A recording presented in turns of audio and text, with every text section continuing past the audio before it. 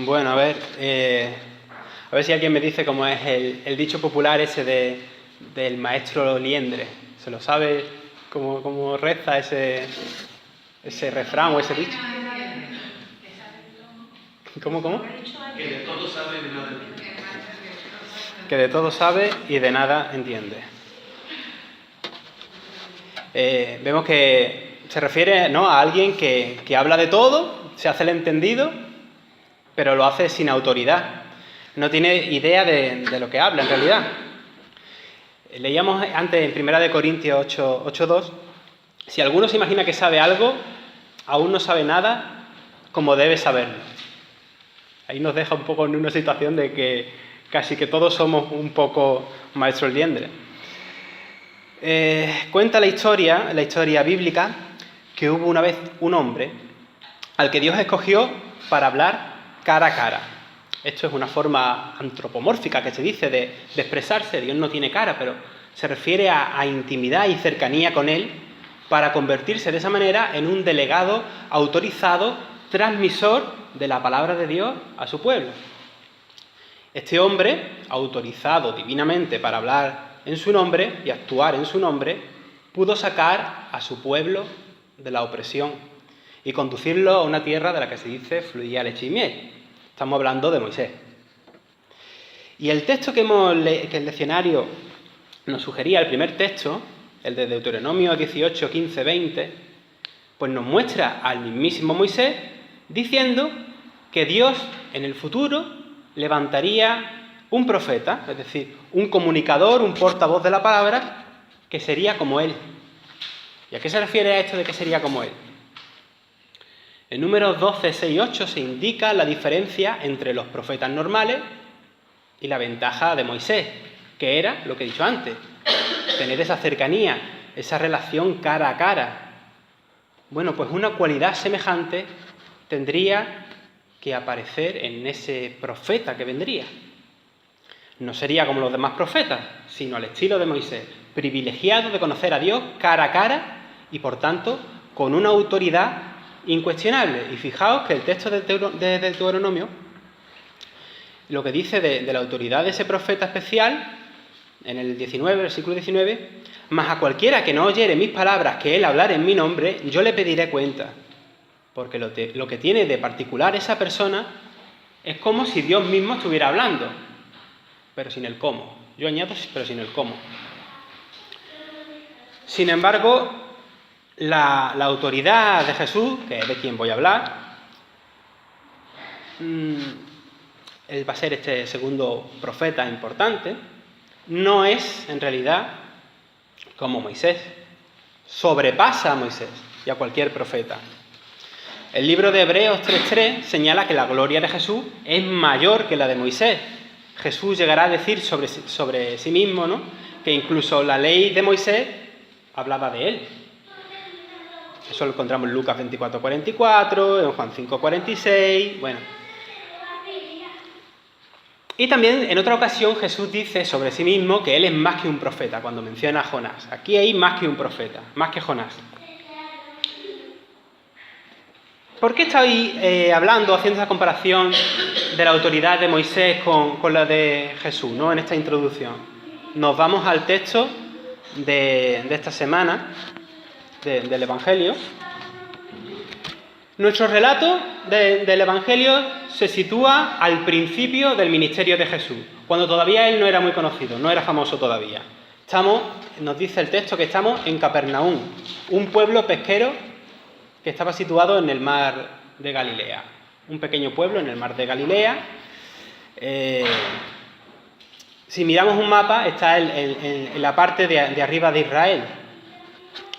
Y Galilea, no hacía mucho tiempo, había sido repoblada por judíos en la época de los ammoneos, no sé si os suena, más o menos un siglo antes. Los ammoneos eran los descendientes de los macabeos, esto seguramente ya sí os suena un poquito más, que fueron aquellos que con una serie de revueltas lograron, como si fueran una guerrilla, lograron independizar al pueblo judío de un imperio que los tenía sometido, que era el imperio seleucida. Y bueno, poco a poco se fueron ganando terreno y fueron haciéndose con aquellas tierras que habían pertenecido en el pasado a Israel.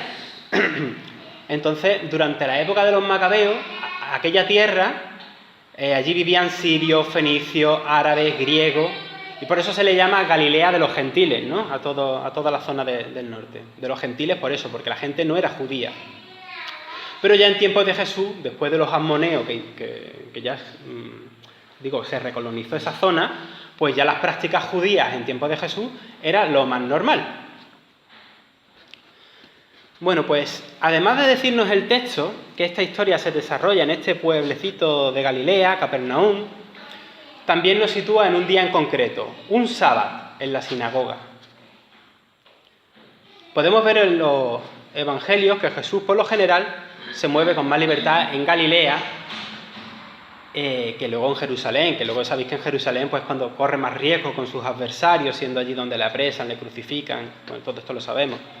Sin embargo, algunos comentaristas bíblicos señalan que especialmente en el Evangelio de Marcos, las sinagogas actúan como, entre comillas, ¿vale?, como si fueran representaciones del templo de Jerusalén, en el sentido de la oposición que Jesús encuentra en la sinagoga.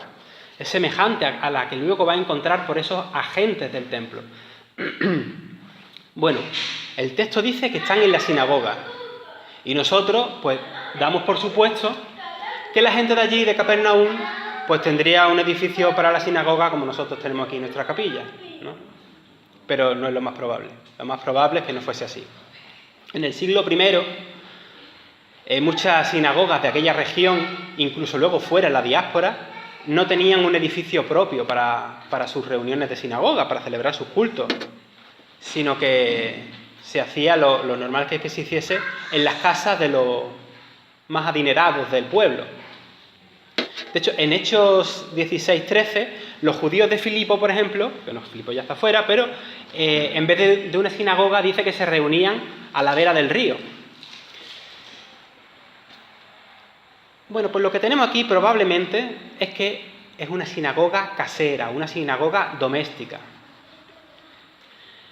Dice la norma que había para constituir una sinagoga que lo mínimo era un número de unos 10 hombres, es decir, varones, adultos, que fuesen mayores de 13 años. Este era el requisito fundamental para tener una sinagoga. Por lo tanto, con un grupo pequeñito bastaba, no hacía falta un espacio muy grande, un salón muy grande.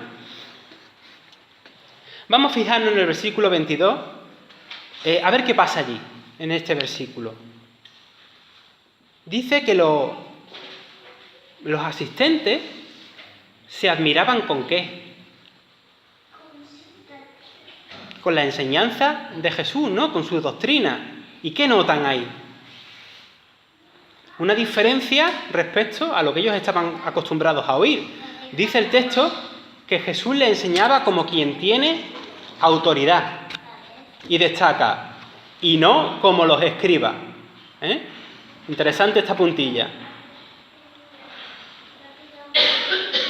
Por eso me pareció interesante al principio de la predicación tomar también el texto de Deuteronomio, ¿no?, que decía sobre la autoridad de Moisés y del profeta que vendría, ¿no? Jesús es autorizado por Dios incluso de una manera que los cristianos confesamos que es superior a la de Moisés.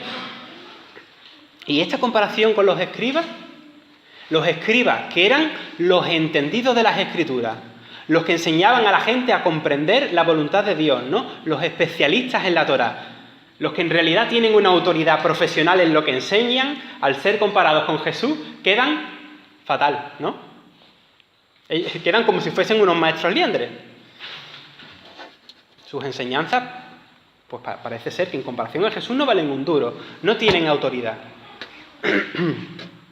Lo normal de los escribas es que ellos ya por lo menos en el judaísmo ya más tardío, ya más reciente, sí que se nota, ¿no?, cómo fundamentan sus enseñanzas en lo que van diciendo otros rabinos, ¿no?, lo que otros maestros habían dicho con anterioridad respecto a la interpretación de los textos sagrados, pero no hablan desde ellos, sino interpretaciones de otros, ¿no?, lo que han trabajado otros, lo que uno ha supuesto. Muy interesante, cuando tú escuchas a un rabino hablar suele ser muy, muy interesante. Pues fulanito decía tal, menganito, y van construyendo sus argumentos y tal. Pero Jesús será diferente. Y la gente está aquí maravillada porque Jesús es distinto. Si hacemos una comparación con el mundo actual, y bueno, esto a lo mejor es echarme tierra sobre mí mismo ahora que me acabo de graduar, ¿no? Pero es como si dijéramos que los teólogos o los pastores, ¿no?, los que se han esforzado por aprender de una manera universitaria, académica, seria, el contenido de las Escrituras, de la revelación de Dios, en comparación a escuchar a Jesús, son muy poquitas cosas, ¿no? No hay autoridad. No desvelan el contenido en realidad en la profundidad que Jesús lo hace, ¿no? La enseñanza es deficiente. Me añado, soy un maestro liendre también, ¿no?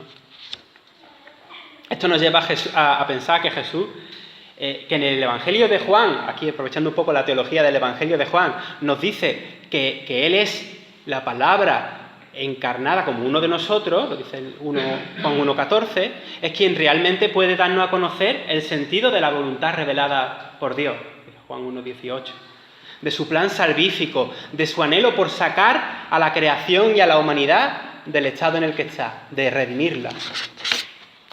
Jesús tiene autoridad porque el mensaje es suyo. No es que Él sea el intérprete de la palabra, ¿no? Que sí, que lo hace, Él interpreta la palabra, sino que Él mismo es la palabra. La palabra hecha carne, siendo uno de nosotros, ¿no? Él es, por tanto, sin lugar a dudas, la exégesis, es decir, la interpretación definitiva del Padre. Él es quien traduce al lenguaje humano, de la existencia humana, la palabra de Dios en estado puro. A Dios nadie le ha visto. El unigénito que está en el seno del Padre le ha dado a conocer, dice Juan 1,18. Jesús le decía a Felipe, el que me ha visto a mí, ha visto al Padre.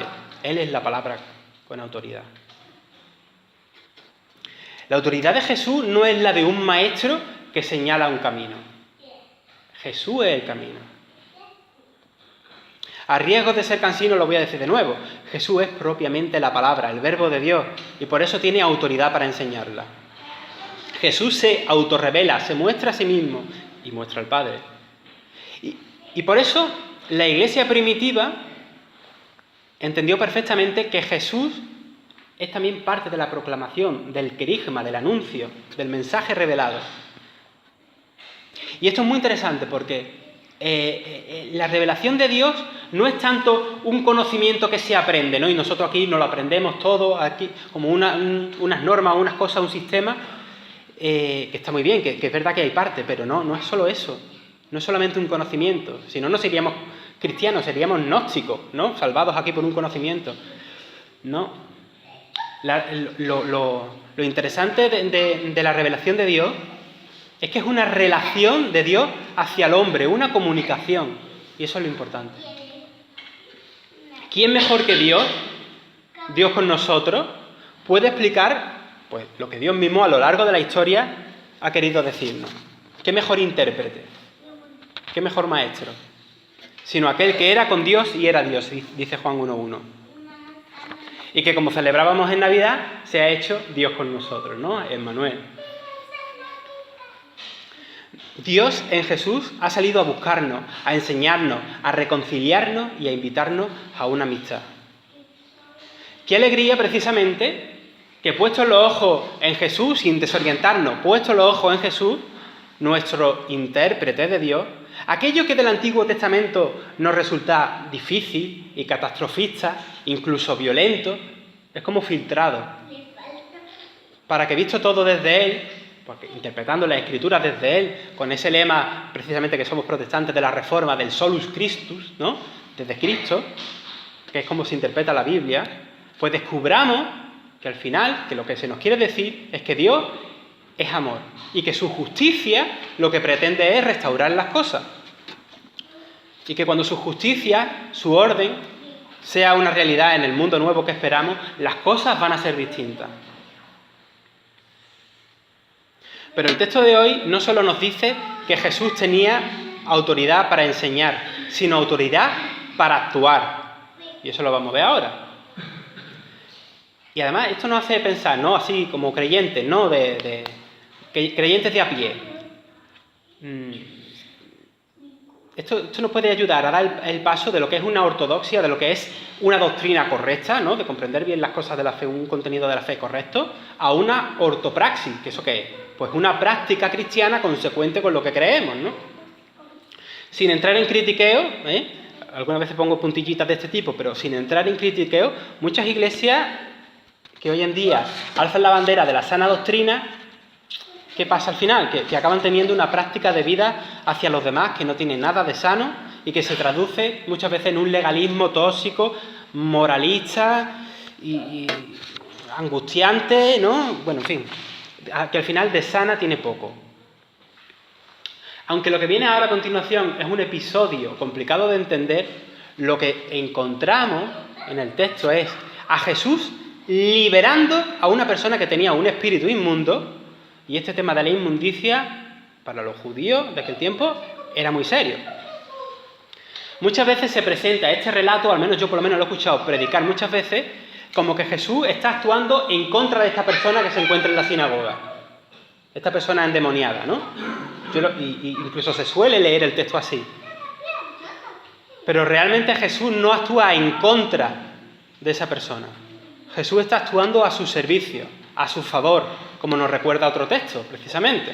Que Jesús no vino a ser servido, sino a darse por los demás, hasta el punto de acabar dándose en nuestro rescate, que es lo que en la teología se llama proexistencia. Creo que una vez lo comenté.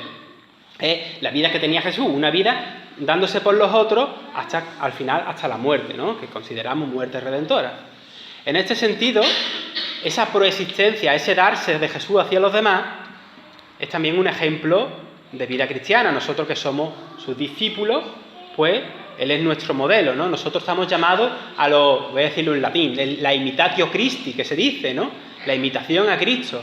La cristopraxis, es decir, una cristología, un entendimiento de Jesús que nos lleva a actuar consecuentemente con esa doctrina, con ese conocimiento de Jesús, a ser consecuentes con el reinado de Dios, es decir, amar al prójimo en definitiva. Una cosilla, yo he dicho aquí 3 o 4 palabras raras, ¿no? Si veis que no os despistáis mucho cuando suelto palabras de este tipo, me lo decís luego al final del culto y para la próxima predicación lo hago más sencillo. Bueno, Jesús está aquí liberando a una persona y lo está haciendo en un día de reposo. Y como sabéis, estaba, de primera, prohibido hacerlo según la normativa del sábado. Tenemos aquí que aquel que se nos dice que enseña con autoridad, que se da enteramente a los demás, como he explicado, con una autoridad que ya ni es humana, además se toma la licencia de transgredir, de incumplir las leyes religiosas del sábado, ¿no? Que prohibían que una persona hiciese un trabajo por más mínimo que sea. De hecho, está estipulado que un judío no podía dar no sé cuántos pasos en un sábado, no podía salir de su casa no sé cuántos metros. Pues hacer una liberación, una sanación, se consideraba también trabajo, eso no se podía hacer. Y además, para el narrador del Evangelio hay un detalle importante. La persona que irrumpe en la sinagoga es considerada inmunda. Se subraya que tiene un espíritu inmundo. Ostras. Para los judíos, los endemoniados, los poseídos, eran los impuros en grado supremo.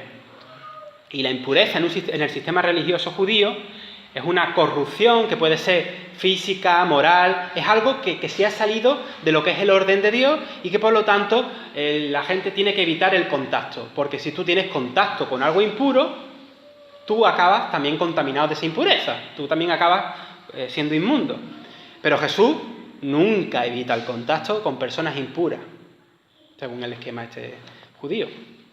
Con los leprosos, con la mujer del flujo de sangre, centurión pagano, que era pagano, los samaritanos, los endemoniados. Y además nos pone ejemplos en las parábolas para actuar en favor de los contaminados de impureza. El hijo pródigo estuvo con los cerdos, ¿no? ¿Os acordáis? El cerdo es un animal impuro. Y nos va poniendo... O la parábola del buen samaritano, que estaba el hombre moribundo a punto de morirse, y por eso nos dice que el sacerdote que va de camino al templo y tal, no quiere tocarlo, porque si lo toca, está muerto, se contamina de impureza. No, Jesús, es que Jesús no tiene nada que ver con ese sistema. Jesús no le importa la impureza ritual. Y hay otro ejemplo, como lo de lavarse las manos. Jesús dice que eso lo ve insignificante.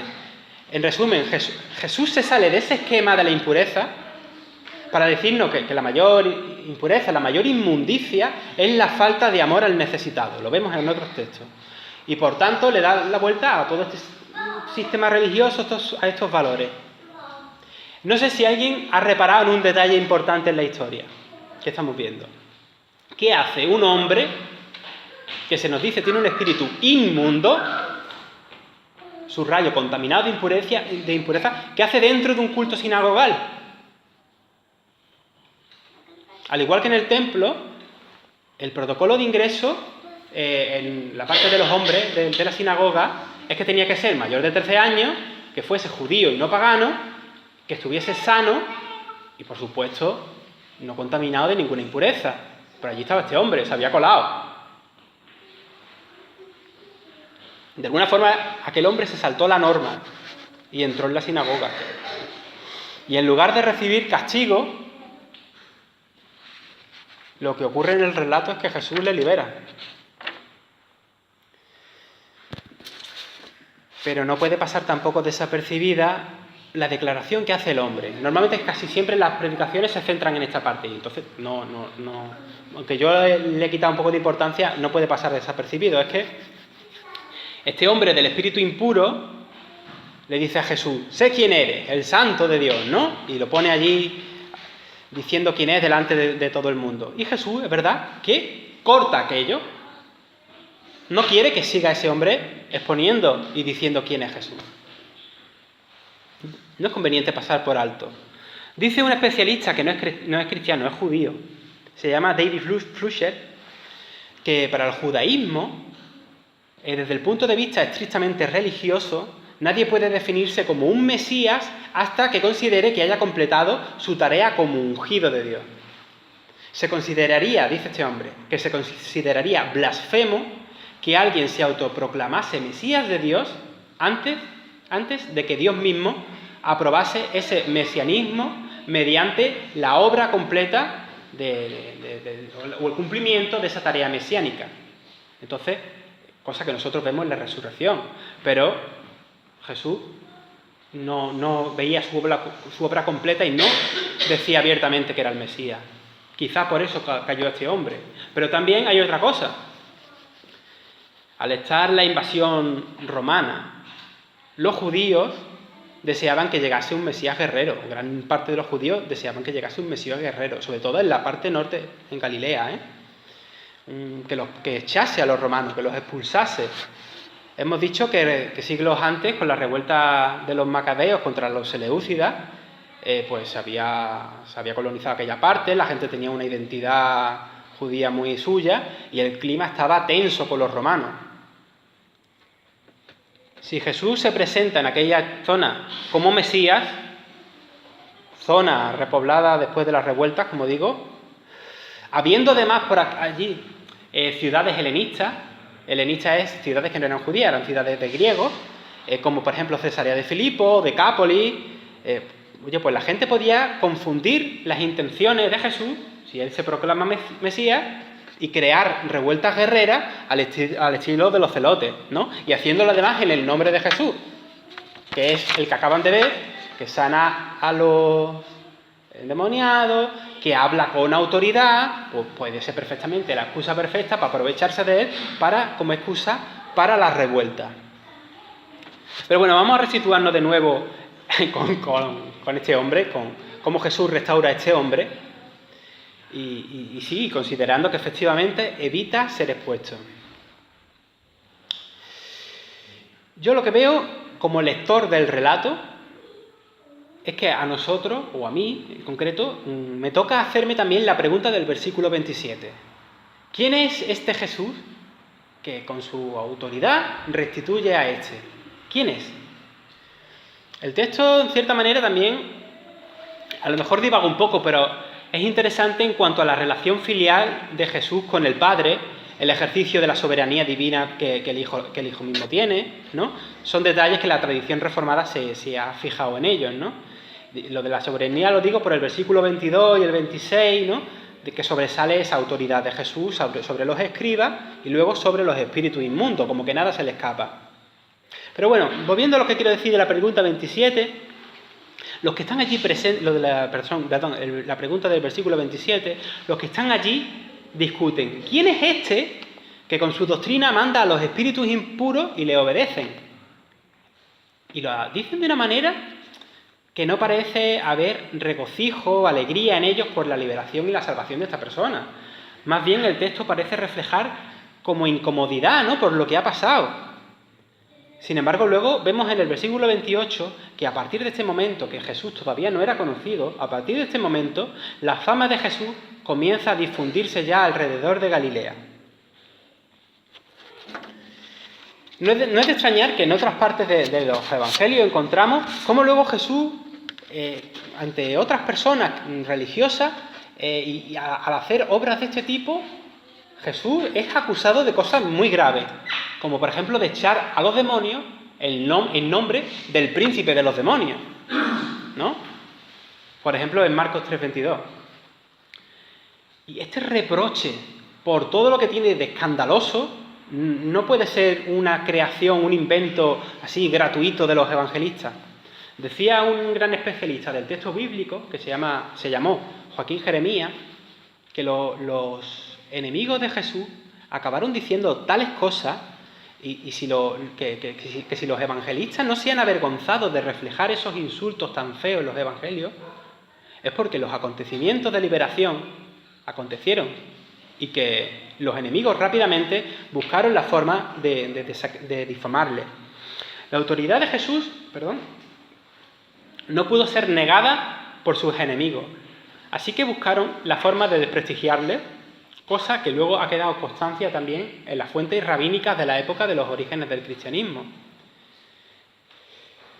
Pero a nosotros, sin la suspicacia con la que estas personas hacen la pregunta del versículo 27, sigue siendo pertinente para nosotros, muy válida, preguntarnos, ¿qué doctrina es esta de Jesús?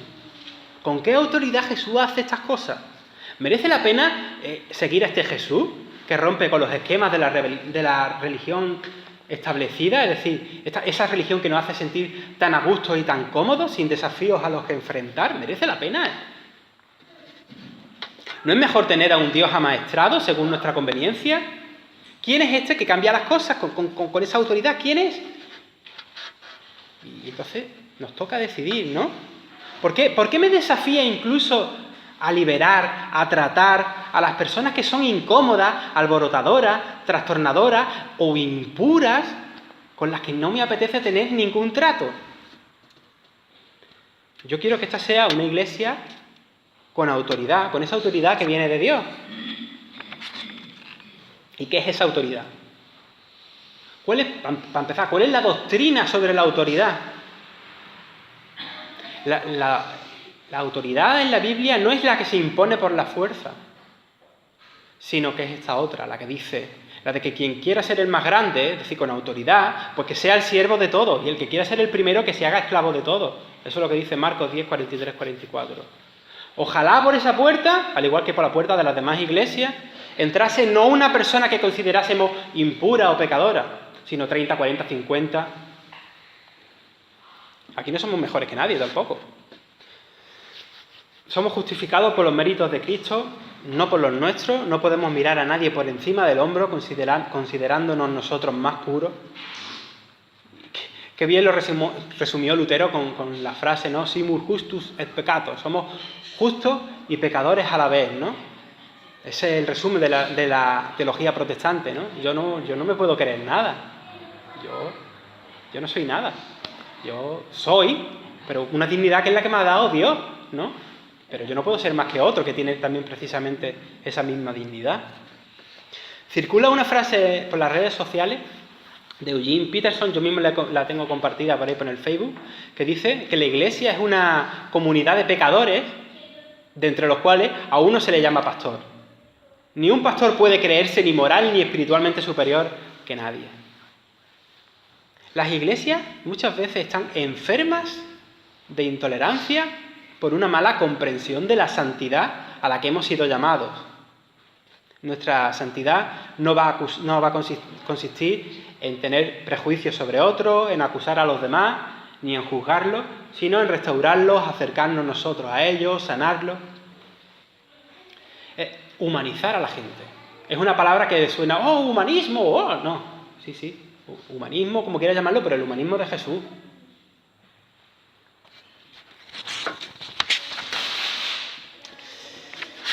Pues hasta aquí la reflexión que me ha llevado.